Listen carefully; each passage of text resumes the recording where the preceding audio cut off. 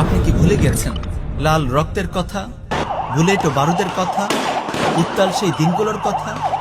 হ্যাঁ, আমরা শাপলার কথা বলছি, ৫ মের হত্যাকাণ্ডের কথা বলছি, আমরা ২০১৩ সালের সেই বর্বর গণহত্যার কথা বলছি। অন্য সবাই ভুলে গেলেও কোনো নবীপ্রেমিক মুমিনকে ভুলতে পারে সেই কালো রাতের কথা? চোখ বন্ধ করলেই তার চোখে ভেসে ওঠে এক ঝাঁক ভয়ঙ্কর দৃশ্য। সারি সারি গাড়িতে চড়ে আসা হায়নার দল, মাটিতে বসে পজিশন নেয়া একপাল হিংস্র নেকড়ে, ডিভাইডারে চাপাতি ধার দিল আওয়ামী ক্যাডার। মরণাস্ত্র হাতে ঝাঁক বেঁধে নিরীহ মুমিন শিখরে এগিয়ে যাচ্ছে একদল পিচাস। তারপর কাণ্ড। নিরীহ নিরস্ত্র ইবাদতরত আলিম, তালিবে ইলম ও নবীপ্রেমিক জনতার উপর ঝাঁপিয়ে পড়ল ওরা। অন্ধকারে হায়নাদের আগ্নেয়াস্ত্রগুলো গর্জন করে উঠল একটানা। রাজপথে কাতরালো কত মুমিন, রক্তের ওপর গড়াগড়ি খেল মুসলিম তরুণ। কাটা মুরগির মতো ছটফট করল আলিমের গুলিবিদ্ধ শরীর, রক্তে ভেসে গেল রাস্তা। হায়নাগুলো সাপের মতো পিটিয়ে মারল তালিবে ইলমদের, গুলিবিদ্ধ লাশের ওপর চলল নৃত্য। শোনা গেল আহত মুমিনের গোঙানি, গাড়িতে তোলা হলো লাশ। বর্বর এই দৃশ্যগুলো যখন মুমিনের স্মৃতিতে জেগে ওঠে, রাগে ক্ষোভে শোকে সে পাগল হয়ে যায়। মনের অজান্তেই মুষ্টিবদ্ধ হয়ে যায় তার হাত।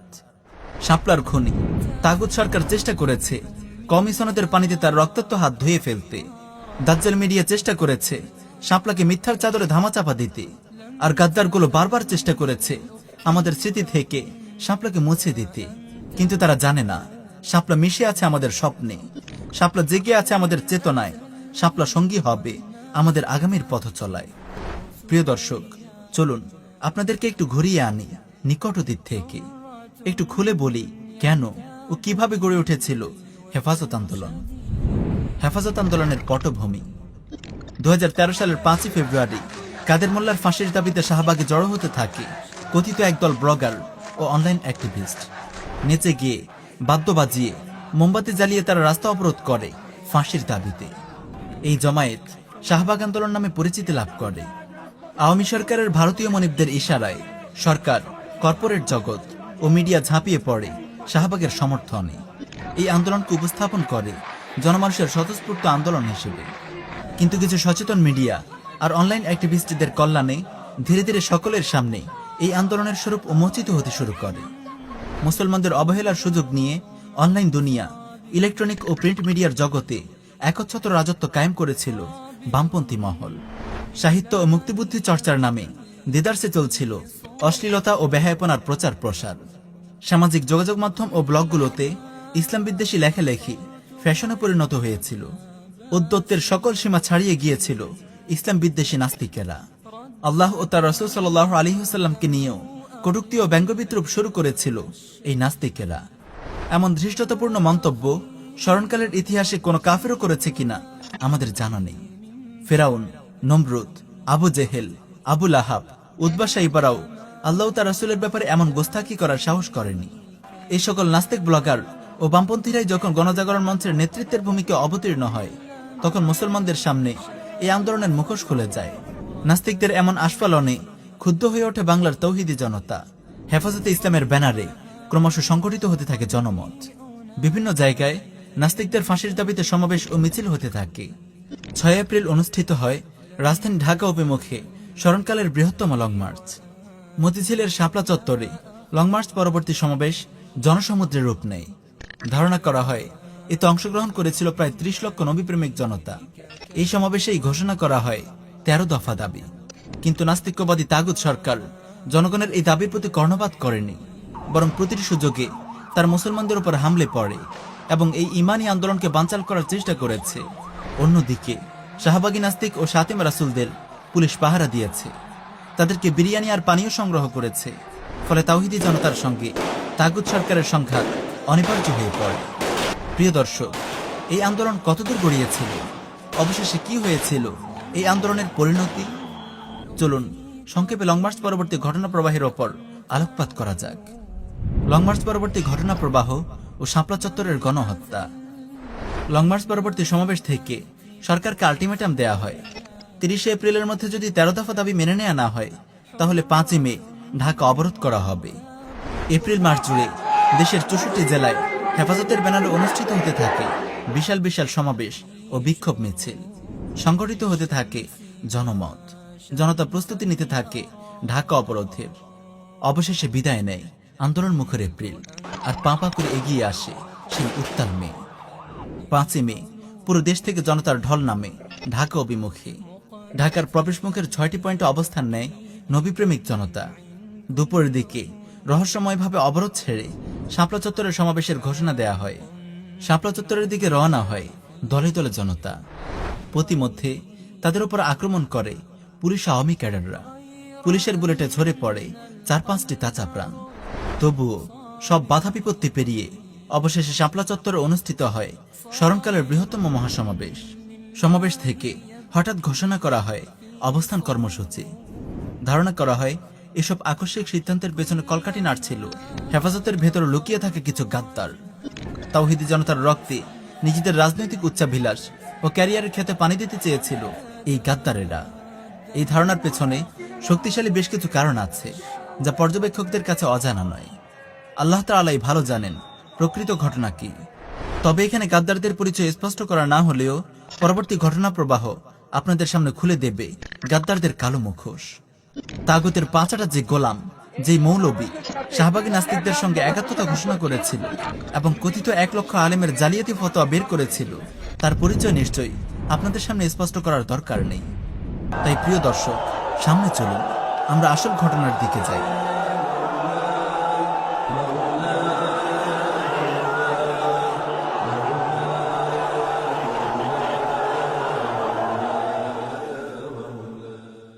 হেফাজতের অবস্থান কর্মসূচি ও বিরোধী দলের মুখে গদি বাঁচাতে মরিয়া হয়ে ওঠে তাগুত সরকার। সন্ধ্যা গড়িয়ে রাত নামে। তাগুত সরকার বারবার কঠোর হুমকি দিলেও অজ্ঞাত কারণে অপরিকল্পিত অবস্থান কর্মসূচির সিদ্ধান্ত পাল্টানো হয় না। রাত 2:30টার দিকে শাপলা চত্বরে এক বর্বর হত্যাযজ্ঞ চালায় পুলিশ, র্যাব ও বিজিবির সমন্বয়ে গঠিত তাগুত সরকারের সম্মিলিত পেটোয়া বাহিনী, যার নাম অপারেশন ফ্ল্যাশ আউট। পুলিশের পক্ষ থেকে এই অপারেশনের নাম দেয়া হয় অপারেশন সিকিউরড শাপলা, আর বিজেপির পক্ষ থেকে নাম দেয়া হয় অপারেশন ক্যাপচার শাপলা। রাষ্ট্রীয় বাহিনীর পাশাপাশি এই কলঙ্কিত হামলায় অংশগ্রহণ করে যুবলীগ ও বিভিন্ন ভারতীয় এজেন্ট। নিরীহ নিরস্ত্র জনতা, আলিম ওলামা ও তালিব ইলমের উপর অত্যাধুনিক মরণাস্ত্র নিয়ে ঝাঁপিয়ে পড়ে হাজার হাজার মানুষরূপী হয় না। রক্তের বন্যায় ভেসে যায় শাপলা চত্বর। মুমিনের লাশ ছড়িয়ে ছিটিয়ে থাকে এখানে সেখানে। আক্রান্তদের আর্তচিৎকার আর আহতদের গঙ্গানিতে ভারী হয়ে ওঠে চারপাশের পরিবেশ। শহীদদের লাশগুলোকে টেনে তোলা হয় সামরিক ট্রাকে। তারপর কোথায় নিয়ে যাওয়া হয় কেউ জানে না। 6 মে ভোর 4টা পর্যন্ত চলে এই বর্বর অপারেশন। ভোরের আলো ফোটার পূর্বেই ফায়ার সার্ভিসের গাড়ি দিয়ে পানি ছিটিয়ে ধুয়ে মুছে পরিষ্কার করে ফেলা হয় শাপলা চত্বর। এর পরের ঘটনা আমাদের সবার জানা। দাজ্জালি মিডিয়া মেতে ওঠে ঘৃণ্য অপপ্রচারে। আওয়ামী গুন্ডারা পাঞ্জাবি টুপি পরে সেদিন বাইতুল মোকাররমে জ্বালিয়ে দেয় পবিত্র কোরআন। তাগুত সরকার ও মিডিয়া সেই দোষ চাপায় হেফাজত কর্মীদের ওপর। শাপলা চত্বরে মুমিনদের অর্জন। অনেক অবুঝ ভাই মনের অজান্তেই হয়তো ভাবেন শাপলার রক্ত বিফলে গেছে। ওয়াল্লাহি এই ধারণা ভুল। শহীদের রক্ত কখনো বৃথা যায় না, কিয়ামত পর্যন্ত কখনো যাবেও না। হেফাজত আন্দোলন আর শহীদের রক্তস্নাত শাপলা এক কথা নয়। হেফাজতের দাবির কিংবা আন্দোলনের ভুলগুলোর সমালোচনা আপনি করতে পারেন, হেফাজতের অদূরদর্শিতার সমালোচনা আপনি করতে পারেন, ভেতর লুকিয়ে থাকা রাজনৈতিক উচ্চাভিলাষী গাদ্দারদের মুখোশও আপনি উন্মোচন করতে পারেন, কিন্তু শাপলা নিয়ে আপনি অন্তরে সন্দেহ পোষণ করতে পারেন না। শাপলার কালো রাতের পর বাংলাদেশে ঘটে যায় এক অদৃশ্য বিপ্লব। জাহিলিয়াতের অন্ধকারে মগ্ন হয়ে থাকা অনেক তরুণকে ধাক্কা দিয়ে জাগিয়ে তোলে শাপলা চত্বর। প্রথা প্রচলন আর অন্ধ অনুসরণের গোলকধাঁধায় ঘুরপাক খেতে থাকা অনেক মুখলিস বান্দার সামনে মুক্তির প্রকৃত রাস্তা স্পষ্ট করে দেয় শাপলা চত্বর। বাংলার মাটি 5 মের পর বিভক্ত হয়ে যায় শাপলা আর শাহবাগে। শাপলার ঘটনা এ ভূখণ্ডকে বিভক্ত করে দেয় ইমান ও কুফরের দুটি ক্যাম্পে। একদিকে তাওহীদ ও নবী প্রেম, আর অন্যদিকে চেতনাবাজি আর নবীর অবমাননা। একদিকে ইসলাম ও শরিয়ার ভালোবাসা, আর অন্যদিকে সেকুলারিজম ও গণতন্ত্রের ভালোবাসা। একদিকে ইসলাম ও মুসলিম পরিচয়, অন্যদিকে কলকাতা থেকে ধার করে আনা বাঙালিয়ানা আর হিন্দুয়ানি সংস্কৃতি। যাদের মনে শাপলার অর্জন নিয়ে সংশয় আছে তারা একটু গভীরভাবে লক্ষ্য করলেই দেখতে পাবেন শাপলার মোবারক এই রক্ত প্রিয় মাতৃভূমি বাংলাদেশের জন্য নিয়ে এসেছে আসমানি রহমতের অনিঃশেষ ঝর্ণাধারা। কিশোর তরুণ, তালিবে ইলম, আলিম ওলামা, আজ সবার হৃদয়ে ইরদাদ ও জিহাদের এই অবিনাশী চেতনা কোথা থেকে এলো? কিভাবে সৃষ্টি হলো ইরদাদ ও জিহাদমুখী এই অপ্রতিরোধ স্রোত? কেন শত অপপ্রচার, হুমকি ধমকি, অপব্যাখ্যা আর অযাচিত মুরব্বিগিরি করে গিয়েও এই স্রোতকে ঠেকানো যাচ্ছে না? সুহাদায়ে শাপলার এই রক্ত ইরদাদ ও জিহাদের জন্য বাংলার ভূমিকে কতটা উর্বর করে তুলেছে তা কি আপনি দেখতে পাচ্ছেন না? সুহাদার রক্ত এমনই, যেখানে এই পবিত্র রক্ত ঝরবে সেখানেই ইরদাদ ও জিহাদের জন্য বিস্ময়করভাবে প্রস্তুত হয়ে উঠবে ভূমি। মনে রাখবেন, ইসলাম জিন্দা হোতা হে হর কারবালা কি বাদ। গণতান্ত্রিক আন্দোলন বনাম নববী চিকিৎসা। হেফাজতের 13 দফার সব দফা নিয়ে আমরা আজ বিশ্লেষণে যাব না। বাংলাদেশ সংবিধানের কুফরে নিয়ে আমরা আলাদা ডকুমেন্টারি নির্মাণ করব ইনশাআল্লাহ। তারপর বাংলাদেশে প্রচলিত ইসলামী আন্দোলনগুলোর যথার্থতা, শরিয়াহ ও বাস্তবতার আলোকে তুলে ধরা হবে ইনশাআল্লাহ। কিন্তু প্রিয় দর্শক, আপনাদের কাছে আমাদের প্রশ্ন, 13 দফার কোন একটি দফা কি বাস্তবায়িত হয়েছে? এত কোরবানি, এত রক্তের পর তাগুত সরকারের কাছ থেকে কি কোন একটি দাবি বাস্তবায়ন করানো গেছে? তাগুতের বেঁধে দেয়া বাক্সের ভেতরে নিয়মতান্ত্রিক পথে হেঁটে কি কোনো ফল এসেছে? তাগুত সরকার কি কোনো অবমাননাকারীর বিচার করেছে, নাকি নাস্তিক ব্লগারদের সরকারি খরচে নিরাপত্তা দিয়েছে? তাগুত সরকার কি কোন নাস্তিক ব্লগারকে উপযুক্ত শাস্তি দিয়েছে, নাকি শাপলার পরে গত 7 বছরে জেলখানাগুলো মুমিনদেরকে দিয়ে পূর্ণ করা হয়েছে? নবীর সম্মান রক্ষায় আন্তরিক আবেগ থেকে যে পথ বেছে নেওয়া হয়েছিল, সেই পথে কি নবীর সম্মান রক্ষা করা গেছে? যে তাগুত সরকারের কাছে অবমাননাকারীদের বিচারের দাবি করা হয়েছিল, সেই সরকারের প্রধান হাসিনা রাসূলুল্লাহ সাল্লাল্লাহু আলাইহি ওয়াসাল্লামকে নিয়ে জঘন্য কটূক্তি করা রাজীব ওরফে থাবা বাবাকে দ্বিতীয় মুক্তিযুদ্ধের প্রথম শহীদ বলে ঘোষণা করে। যে সংসদে আইন পাশের দাবি করা হয়, সেই সংসদে আল্লাহর রাসূলের অবমাননাকারীর মৃত্যুতে শোক প্রকাশ করা হয়। যে তাগুত সরকার নবী অবমাননাকারীদেরকে পুলিশি প্রহরায় নিরাপত্তা দেয় আর আন্দোলনরত নবীপ্রেমিক জনতাকে পাখির মতো গুলি করে হত্যা করে, যে তাগুত সরকার শাতেম রাসূলদেরকে শহীদ বলে, তাদের কাছে নবী অবমাননার বিচার চাইতে যাওয়া কতটুকু যৌক্তিক? তাগুতের কাছ থেকে অনুমতি নিয়ে, তাগুতের সীমারেখা মেনে তাগুতের বিরুদ্ধে এই আন্দোলন কি নির্বুদ্ধিতা নয়?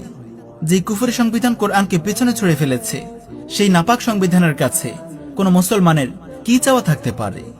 এই প্রশ্নের উত্তর আপনারা সবাই জানেন। এই রাস্তায় হাঁটার ফলাফল কি তা আপনারা বুঝেন।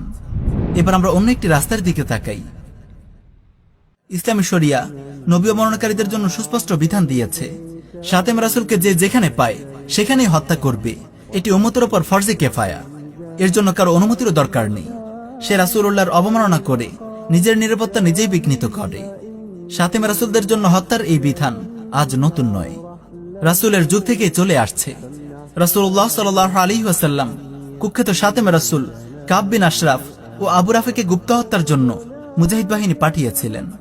রাসূলুল্লাহর সরাসরি নির্দেশ ও নির্দেশনায় হযরত আব্দুল্লাহ বিন আতিক রাদিয়াল্লাহু আনহু ও তার দল শাতেম রাসূল আবু রাফিকে হত্যা করে। মুহাম্মদ বিন মাসলামা রাদিয়াল্লাহু আনহু ও তার দল শাতেম রাসূল কাব বিন আশরাফকে হত্যা করে ইসলামের ইতিহাসে অমর হয়ে আছেন। রাসূলের যুগে সাহাবীরা শাতেম রাসূলদেরকে হত্যা করতেন, আর এই জন্য তারা রাসূলুল্লাহর অনুমতি নেওয়ারও প্রয়োজন বোধ করতেন না। এই ধরনের অনেক ঘটনা সংরক্ষিত আছে সিরাতের পাতায়। প্রিয় ভাই, এটিই আর তিব্বুন নববী, এটি শাতেম রাসূলদের জন্য নববী চিকিৎসা, এটি একমাত্র ফলপ্রসূ চিকিৎসা। প্রিয় ভাই, প্রিয় নবীর অবমাননাকারী শাহবাগী এই কুলাঙ্গারদেরকে শায়েস্তা করার একমাত্র উপায় হলো নববী চিকিৎসা। আর সেই নববী চিকিৎসাই করেছেন একদল নবী প্রেমিক দুঃসাহসী মুসলিম তরুণ। আব্দুল্লাহ বিন আতিক ও মুহাম্মদ বিন মাসলামা রাদিয়াল্লাহু আনহুমের গৌরবের উত্তরসূরিরা কুপিয়ে জাহান্নামে পাঠিয়েছেন কুলাঙ্গার বেয়াদব শাতেম রাসূলদের। প্রায় 14টি অপারেশনে নিহত হয়েছে 10-এরও বেশি নবী অবমাননাকারী শাতেম রাসূল।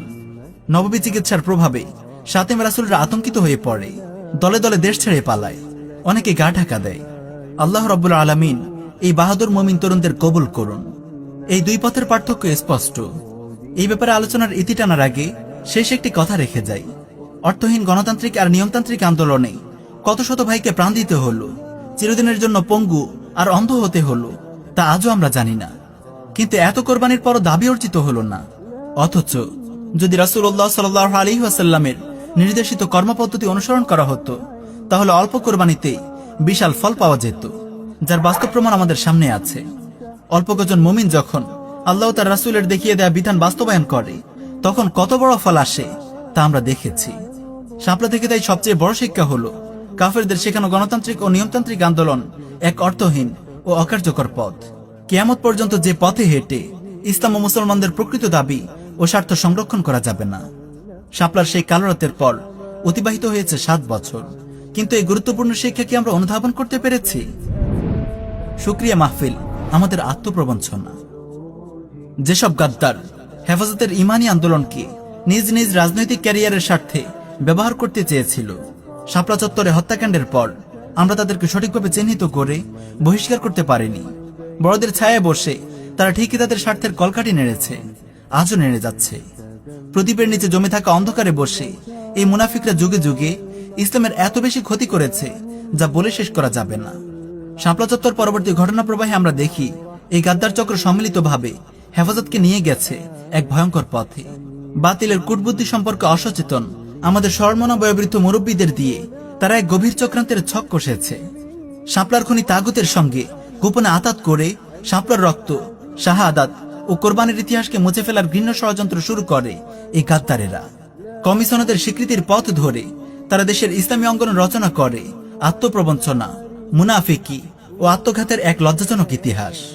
এই ঘৃণ্য ষড়যন্ত্রের কিছুটা জনগণের সামনে আসে 8 নভেম্বর 2018 ইসাই সনে সোহরাওয়ার্দী উদ্যানে আয়োজিত শুকরানা মাহফিলে। এই দিন গাদ্দারেরা আমাদের সর্বজন শ্রদ্ধেয় মুরব্বীদেরকে নির্মমভাবে কলঙ্কিত করে এদেশে ইসলামের ইতিহাসকে। আপনারা দেখেছেন গাদ্দাররা কিভাবে সেদিন গায়রতের জানাজা বের করেছিল। ইতিহাসের কলঙ্কের জন্য এতটুকুই যথেষ্ট ছিল যে শাপলার খনি একজন তাগুত ফাসেক বিবর্তা নারীর সঙ্গে আমরা একই মঞ্চে বসেছি। তবুও সেদিনের 2-1টি বক্তব্য আপনাদের শোনাই। আমাদের বেগায়রতি আর নির্লজ্জতা কোথায় গিয়ে পৌঁছেছে তার কিছু নমুনা দেখুন। তাগুত হাসিনার সামরিক সচিব মেজর জেনারেল মিয়া মোহাম্মদ জয়নাল আবেদিন সেদিন বলে, 5ই মে 2013 সালের 5ই মে সম্পর্কে অনেক মিথ্যাচার করা হয়েছে এবং বিভ্রান্ত ছড়ানো হয়েছে, এখনো হচ্ছে। ওই দিন মাননীয় প্রধানমন্ত্রীর নির্দেশনা ছিল সুস্পষ্ট, আলেম ওলামা এবং কোমলমতি শিক্ষার্থীদের যেন কোনো রকম ক্ষতি না হয়। আমাদের আইন শৃঙ্খলা বাহিনী সেই নির্দেশনা মাথায় রেখে অত্যন্ত ধৈর্যের সাথে এবং পেশাদারি দক্ষতার সাথে পরিস্থিতি সামাল দিয়েছেন। কেউ আজ পর্যন্ত হতাহতের সঠিক তালিকা দিতে পারেনি। 2-1 জনের নাম বলা হয়েছিল, আমরা ইনকোয়ারি করে দেখেছি উনি বেঁচে আছেন, মাদ্রাসায় শিক্ষকতা করে যাচ্ছেন। সব অপপ্রচারই ভুল এবং মিথ্যা বলে প্রমাণিত হয়েছে। তাই আমি বলবো এসব মিথ্যাচার আপনারা বিভ্রান্ত হবেন না। প্রিয় ভাইয়েরা, হাজার হাজার ওলামা তলাবার সামনে শাপলার রক্তকে অস্বীকার করা হলো, আমাদের নবীপ্রেমিক মুমিন ভাইদের শাহাদাতকে অস্বীকার করা হলো, হাজার হাজার হাত পা চক্ষু হারানো পঙ্গু ভাইদের কোরবানিকে অস্বীকার করা হলো, কিন্তু বিশাল ওলামা মাহফিলের কারো গায়রত জাগেনি। কেন জাগেনি তার উত্তর আমাদের কাছে নেই। তবে শুধু একটি প্রশ্ন আমরা জিজ্ঞেস করতে চাইব, হাসরের ময়দানে যখন শাপলার শহীদদের সঙ্গে শুকরানা মাহফিলের লোকদের দেখা হবে তখন তারা কিভাবে মুখ দেখাবেন? শুধু এতটুকুতে ক্ষান্ত হলে না হয় মানা যেত, কিন্তু স্বার্থের লোভে অন্ধ এই মাওলানারা এই দিন ন্যাক্কারজনক সব মন্তব্য করে। এই 14 লক্ষ শিক্ষার্থীর জননীর ভূমিকা আপনি পালন করেছেন। আজকে আমি এই মহা কওমি সমুদ্রে আমি ঘোষণা করতে চাই, আপনি কওমি জননী। আজ থেকে আপনাকে এই উপাধি দিলাম, আপনি কওমি জননী। কওমির খুনে যখন কওমি জননী তখন আর আমাদের বলার কিছু থাকে না, তাই এ ব্যাপারে কোনো মন্তব্য করব না। শুকরানা মাহফিলের অন্যান্য বক্তাদের লজ্জাজনক বক্তব্য শুনিয়ে আপনাদের সময় নষ্ট করব না। আপনারা চাইলে ইউটিউব থেকে শুনে নিতে পারেন। তবে এতটুকু বলবো, গাদ্দার ও মুনাফিকদের এই সাফল্যে এবং শুকরানা মাহফিলের এই বেগায়রতি ও আত্মপ্রবঞ্চনা আমাদের হৃদয়ে রক্তক্ষরণ ঘটিয়েছে, আমাদেরকে কলঙ্কিত ও লজ্জিত করেছে। কওমি সনদ নিয়েও আপাতত কোনো মন্তব্য করতে চাই না। এর লাভ লোকসান আপনারা নিজের চোখে দেখেছেন, বেঁচে থাকলে আরো দেখবেন। আমাদের আহ্বান, তাগুত আর গাদ্দাররা আমাদেরকে শাপলা চত্বরের কথা ভুলিয়ে দিতে চায়। মুমিন কখনো তার ভাইয়ের রক্তের কথা ভুলে না। শাপলা আমাদের হৃদয়ে প্রেরণার মিনার হয়ে বেঁচে থাকবে আজীবন। আমরা কখনো শাপলাকে ভুলে যাব না। ওয়াল্লাহি এই রক্তের প্রতিটি ফোঁটা আমাদের চোখের অশ্রু হয়ে ঝরবে যুগ যুগ ধরে। প্রিয় ভাই, আজও যদি এই তাগুত এবং এই গাদ্দারদেরকে আমরা দিনের পবিত্র অঙ্গন থেকে ঝেঁটিয়ে বিদায় করতে না পারি, তাহলে আমাদের সামনের দিনগুলো অনেক কঠিন হবে। আশ্চর্য হই, দিনের এত বড় ক্ষতি করেও এই গাদ্দাররা কিভাবে আজও টিকে আছে আমাদের উপর সওয়ার হয়ে। এরা কখনো থামবে না। এরা ততদিন এই গাদ্দারি করে যাবে যতদিন না আমাদের দুর্গগুলোর ওপর তারা কুফর জাতীয়তাবাদের ঘৃণ্য পতাকা উড়াবে, যতদিন না তারা আমাদের সিলেবাসে পাশ্চাত্য শিক্ষার নাপাক পরশ বোলাবে। তারা ততদিন গাদ্দারি করে যাবে যতদিন না আমাদের গলার রশিগুলো জড়ো করে তাগুতের হাতে তুলে দেবে। প্রিয় ভাইয়েরা, সবশেষে আমরা আপনাদেরকে আহ্বান জানাই তন্ত্রমন্ত্রের গোলকধাঁধা থেকে বেরিয়ে আসতে। গণতন্ত্র ও নিয়মতান্ত্রিকতার অর্থহীনতা অনুধাবন করুন। ওয়াল্লাহি, এই পদ্ধতি কোনোদিন আমাদের কোনো কাজে আসেনি আর আসবেও না। এই মানবরচিত আইন এবং শাসন ব্যবস্থার বিপরীতে বাংলার মানুষের সামনে তাওহীদ, ইসলামী শরিয়াহ প্রতিষ্ঠার দাবি তুলে ধরুন। তন্ত্রমন্ত্রের বলি ছুড়ে ফেলে মানুষকে শরিয়াহ ও শাহাদাতের স্লোগানে দীক্ষিত করুন। সেকুলারিজম ও গণতন্ত্রের জাহিলিয়াত ছেড়ে পরিপূর্ণ ইসলামের দিকে ফিরে আসুন এবং মানুষকে ডাকুন। আমরা আপনাদেরকে আহ্বান করি আল্লাহর নবীর দেখিয়ে দেয়া পথে হাঁটার জন্য, তার নববিমান হাজ্যের অনুসরণের জন্য, তাওহীদ ও জিহাদের পথে হাঁটার জন্য এই জনপদের মানুষগুলোকে প্রস্তুত করার জন্য। কারণ এ পথেই রয়েছে সম্মান, মর্যাদা ও বিজয়। كوني سلاما أنت خالقها السلام